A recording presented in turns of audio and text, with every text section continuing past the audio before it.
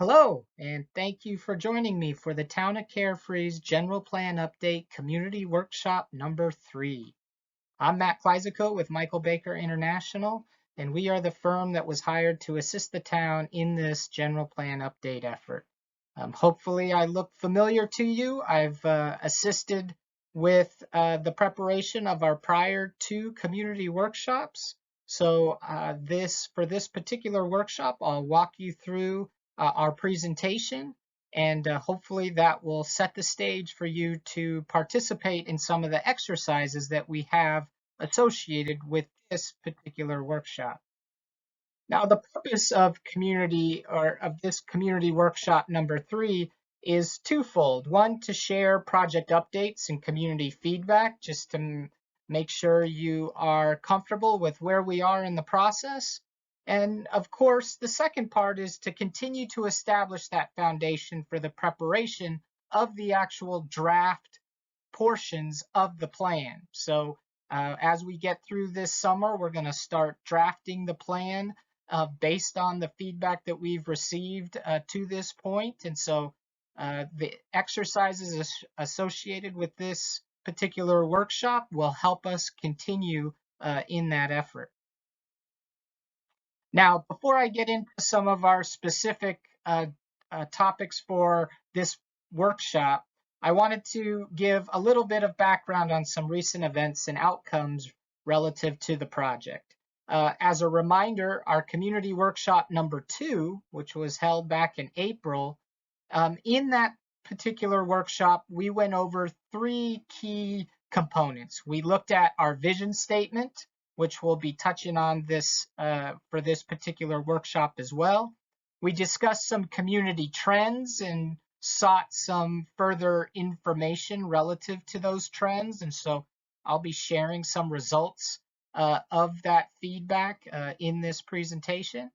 And then we also asked you to go through all of the general plan goals and provide an assessment of those, whether we should keep, remove, or revise. And so again, part of this presentation will walk you through the results of that. And then for the exercises associated with this workshop, we'll get into a little more detail with some of the goals that residents identified needed to be removed or revised so that we can better understand how we should go about doing that. Also, since the last time that we had our community workshop in April, we also had a council work session. At that work session, we presented some of the findings of the community survey that was prepared as part of this general plan update. We also discussed the organizational structure of the general plan. Based on that conversation, council suggested that we take some of those topics back to the residents for further input. And so to follow that guidance, as part of our exercises for this workshop, we'll also be talking about organizational structure of the plan to get your input on how we might want to revise some of the components of the plan to make it more user-friendly. Now, the last point I'd want to share is just a reminder that you can always go to the project website to review project information and any new material that is available relative to the overall effort. So for confirmation, if you haven't had a chance to look at them, I would bring your attention to the community survey results packet is available on the project website. And if you haven't been, I think you probably found this virtual presentation through the website. But if you're not sure, you can go to the town's website, go to the top of the page, and at the top of the main page, you'll see a link that takes you right to the general plan update project website. And then once you're there, you can travel around that particular page and find all different types of information relative to the survey, the existing conditions report that's now available, some of our past community workshops, as well as the exercises that are associated with them. Now, as I mentioned, one of the things that we addressed in our last community workshop is some of the trends that came out of, or the top trends that came out of our community survey. In that survey, we asked residents to identify some current trends that are of particular issue within the community. And those top 4 trends that residents identified as being important or very important were the 4 that you see on this slide: traffic congestion, town fiscal responsibility, semi-rural character, and natural open space. Now, all of those topics are broad in nature, and so naturally in our last meeting, we asked residents, will help identify some of the specific issues that are associated with those broad headings. And so here are some of the overall themes that came out of the feedback we collected through our last workshop, whether that was in person or virtually online from residents. And so you'll see under traffic congestion, we heard a lot about lower speeds. We heard some talk about roundabouts, whether they like them or dislike them, which is the plus or minus. We had some talk about the potential of one lane along some of the principal arterials in town. And so there was some for that and some concerned about that, and so on and so forth in terms of the various topics that came up. We had similar feedback relative to the town fiscal responsibility as well as the semi-rural character areas. But one of the areas that we received the most input on is the natural open space topic. And you can see some of the more specific conditions associated with that on the particular slide. Now, because we received so much input and we understand there's more value to continue to explore this open space topic, I wanted to highlight that in green because we're going to have a separate standalone community workshop that will focus just on open space in July, exactly on July 17th.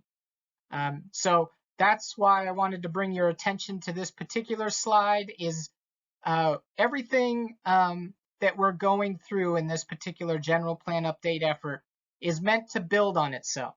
So as we got the community survey, that gave us some more information to ask some clarifying questions, hence the feedback on the trends board. Based on the feedback on the trends board, then we found that there's value in having another community workshop. So I hope you see how this general plan process kind of moves along as we get input, vet that, and then bring it back to you within the community to further refine input so that when we actually write updates within the plan itself, they're obviously in keeping with your expectations and the community overall. So with a little bit of that background, I wanted to give another update on the process overall. This graphic, hopefully you've seen before. It gives an overall synopsis of the different phases that this project effort goes through, the timeline associated with those, and also kind of emphasizes how engagement is critical and intertwined throughout the process. Now, under each phase, we have specific bullet points that highlight some of the individual tasks that were completed in those particular phases. I'm not going to read all of those one by one to maintain brevity, but I would bring your attention to the enrich phase, and that green arrow. It really identifies where we are in the overall timeline. So we're kind of halfway through or just past halfway through our enrich phase. We've completed our community workshop number 2. This is our workshop number 3. And then as I mentioned, you can see highlighted there is our open space workshop scheduled for July 17th. And so we're looking forward to that next effort and hope you'll be able to join us for that as well. But if not, we know that many are traveling over the summer period. That meeting will also have a virtual component, and so you can continue to participate if you are not able to join in person. But from all of this, what I would want to emphasize is that the culmination of this enrich phase is when we actually prepare the complete draft of the general plan. And that's what leads us into that 60-day review period, that 2-month period where we're going to draft where we draft the plan and then we send it out for 2 months for the public to comment on. We also share it with adjacent communities and state agencies to get their feedback as well. That's all geared around one, state statute mandates it, but also to make sure that we're hearing from all aspects of the community, whether it's residents or those entities outside the community that might influence how the future planning and coordination within the town is conducted. So I would emphasize that while these workshops are very helpful to the planning team to prepare a draft of the plan, you may want to look forward to that 60-day review draft that will be coming out in October, because then that time is when you'll be able to see the document in its totality and start to provide more specific clarification type of comments for the document overall. So at this point, we're kind of asking piecemeal specific areas relative to the plan, and then it all will come together for release in that October timeframe, which then through the end of the year, through the end of November, I should say, will collect input, make refinements, so that we can then move into our achieve phase where we go through the formal adoption process.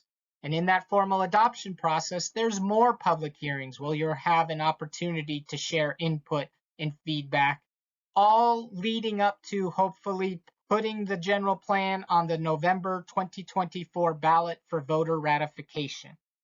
Now, all of this time frame is largely predicated on state statute. So if you're looking at the timeline and seeing things that are extended out, like the November 2024 ballot, all of that is relative to state mandated timelines and when we have to have the plan completed and allowing 180 days to lead up, or in this case, 120 days, I should say, to lead up into that November 2024 election. So some of the dates we do get to define, but many of the milestone dates are set based on state law.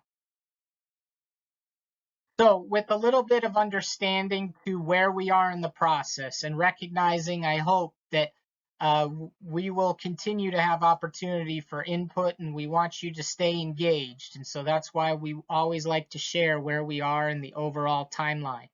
But with the benefit of understanding where we are in the overall timeline, I thought I would give some foundational detail on the specific exercises or activities that we have associated with this community workshop number 3. So like previous workshops, this particular workshop has 3 primary asks or stations. And within all of those, you can share your input. But the first station, as you can see, will focus on the vision statement. Yes, we've talked about that in our prior workshops. So we're not really looking to continue to further that conversation. This particular exercise is trying to get to a final vision and a value statement. So you'll see in this particular exercise, we have the current proposed draft, and we seek your input on that final version. Station 2 is actually the station that will walk you through the general plan structure. And you might think, well, the structure doesn't sound that important overall, but it actually is key to making the plan user-friendly. And so we have 2 primary approaches of how this general plan can be organized. and so we'll take you through those options and see which ones you prefer. And obviously, then that gives us guidance on how to start preparing that 60-day review draft that I mentioned. And then last, Station 3. So our previous community workshop, we focused on asking you to validate the goals that are in the general plan. Through that process, both the in-person and virtual input, we identified a number of goals that residents felt required the most either remove or revised comments. And so given those particular goals, there's policies associated with those goals. And so we wanted to bring back those policies associated with those goals to further see how you feel about those policies, because then that will give us direction on, do we need to refine the goal statement, or do we need to find a new home for the policies because the goal doesn't apply, but the policies are still valid. And I'll explain that a little bit more in the following slides. So to get into a little more specifics about these stations, what you'll see on some of the boards relative to the exercises themselves is this is the existing vision statement in the current general plan. It's a longer vision statement, and we heard a lot of feedback as we went through those prior workshops that there was a preference, majority, I'll say, felt that they would be in favor of a shorter, more succinct vision statement. However, we also heard a lot of feedback from residents that said there was portions of the vision statement that were still valid and good statements to make in the general plan, just maybe not necessarily applicable to a vision statement. And so what this slide shows, as you see in the brackets on the right-hand side of the slide, is the general approach to following that direction. So our thought process at this time is to take some of those aspects that residents felt were valuable but not really part of a vision, to keep those as part of an introductory statement for the general plan, and then utilize that third paragraph where many felt was a good start for a vision statement, and have that be the foundation for the vision statement. The text in red was text that many residents felt was not applicable or had changed, and thus that text is deleted overall. And then the last paragraph, again, is similar to the first couple paragraphs, where with some subtle adjustments to the text, residents felt that that language still had value within the plan, but not necessarily associated with the vision state. So that slide gives you a little indication of where certain language went or how it's being addressed within the existing vision statement. And then that brings me to the actual proposed vision statement for this general plan update. So I won't read it word for word, but the approach here, as you can see, plays off of the existing vision statement to create a succinct vision. But as we worked through that, we still heard from the community that there was many values that were important that we must preserve as we go along achieving that vision. So we broke those out to be associated with the vision statement. So in realizing our vision, it is important to our community that we also are a distinct, authentic, and welcoming town. We respect our environment and are stewards of our open space and scenic amenities. We enjoy healthy, active lifestyles that are focused around our natural recreational opportunities. We are a safe place to live by meeting the community's need for connectivity. We all benefit from a prosperous economy and fiscal town stability.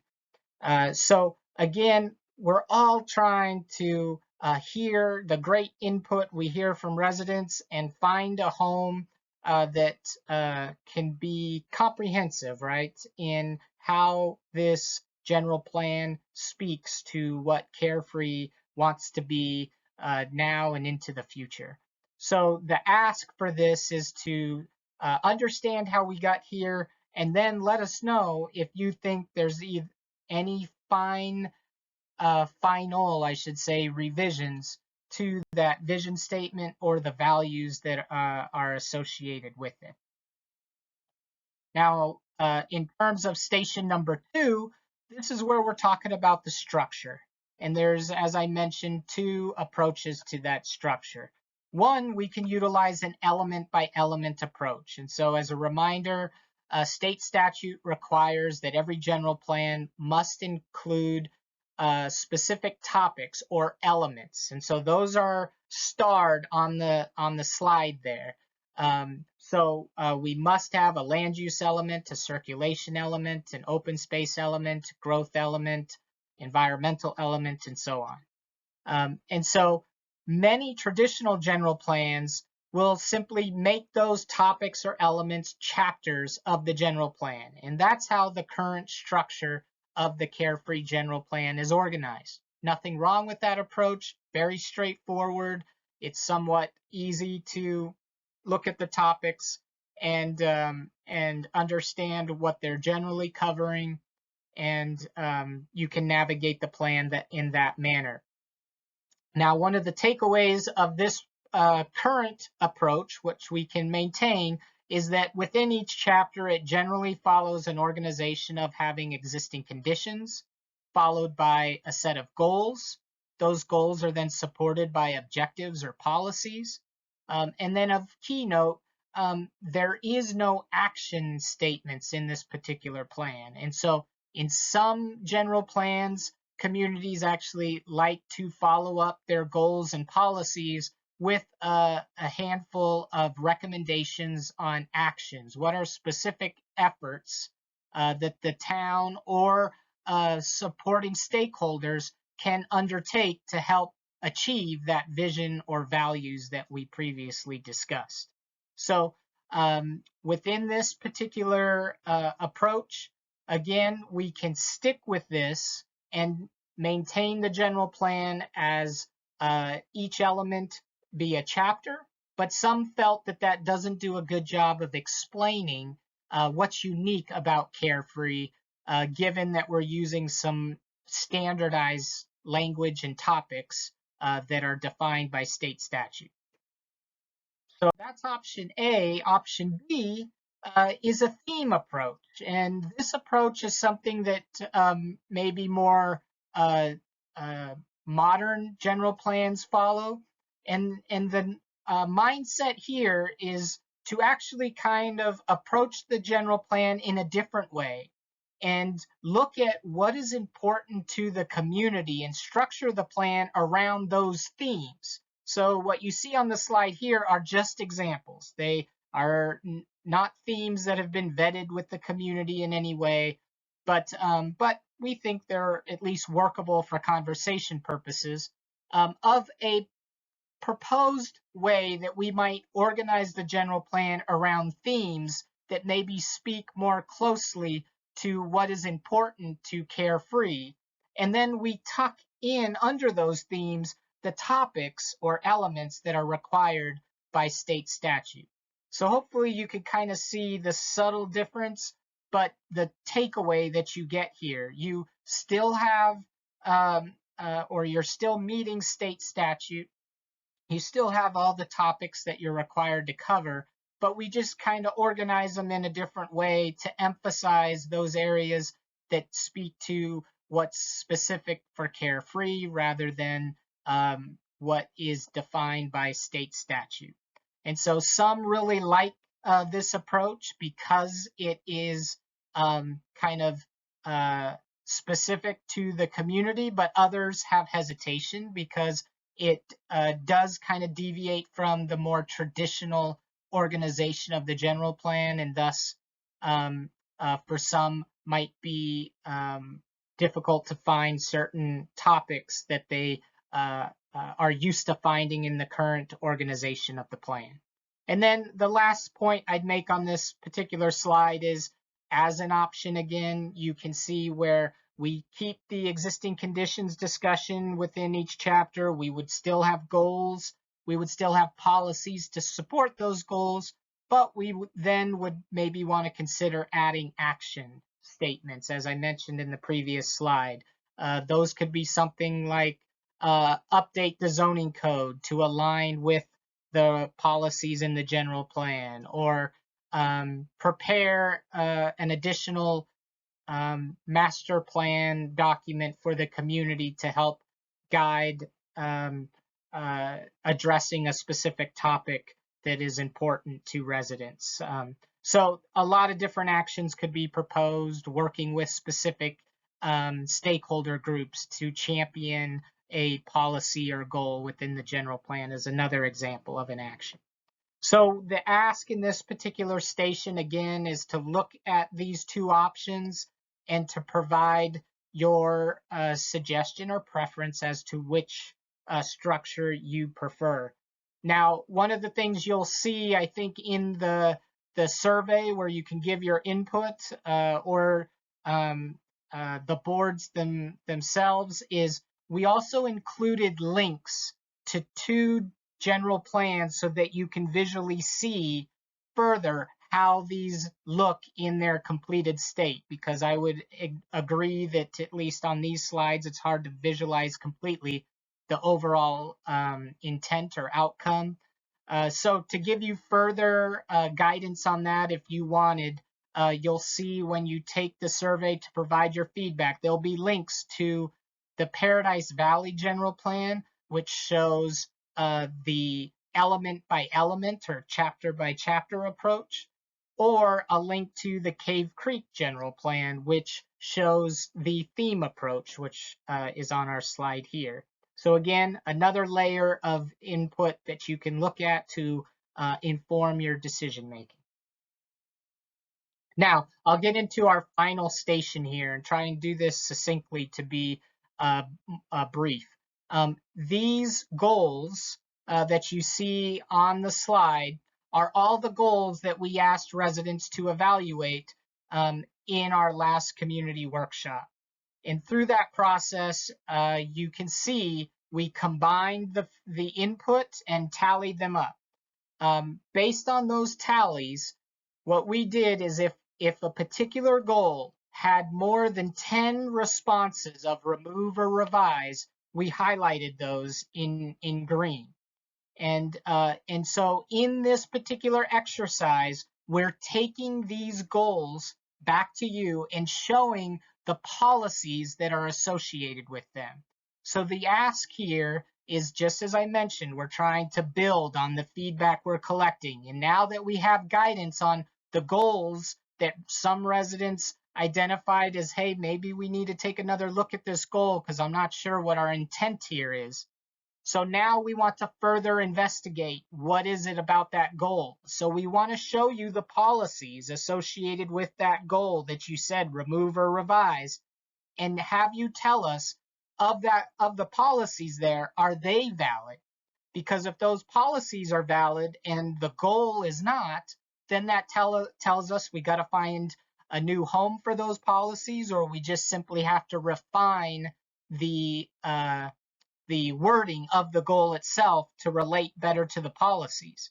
But if you come back and tell us, no, all the policies don't work either, then that tells us the goal and the policies simply, just as you said, need to go or need to all be reworked. So that's the ask as I flip through these goal slides, is just we didn't want to take all of the goals back to you because then we'd be asking you to review the entire general plan, and that would take an extremely long time. So we're trying to zero in again on those key areas where we saw a lot of input of concern about remove or revise, and get further input from you about what it is that you think is the need for that particular goal. So you see in the land use element, there was 3. In the circulation element, there was 1 goal. In open space, there was 1.